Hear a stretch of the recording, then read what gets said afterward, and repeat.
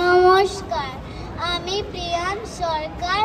আজকে আমি শোনাচ্ছি কবি শান্তনু বন্দ্যোপাধ্যায় কবিতা পুজো। একটা ছেলে বনের ধারে থাকে, সামনে তাদের মস্ত বড় নদী। সেই ছেলেটার কেই বা খবর রাখে, শুনবে কি তার গল্প বলি যদি।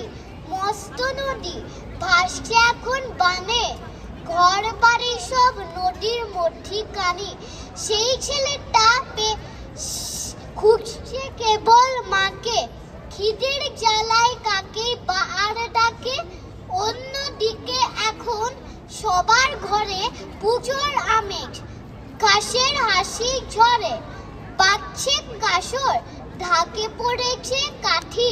খুশির হাসি হাসছে আকাশ মাটি। সবার গায়ে লাল টুকটুক জামা, সবাই গাইছে সারেগামা।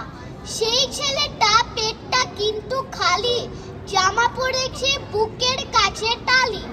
আনতে যদি পারো কেটে তোমার আমার পুজোর মধ্যিখানি, দুর্গা হবেন ধন্য এবং খাঁটি, নইলে পুজো একেবারে মাটি।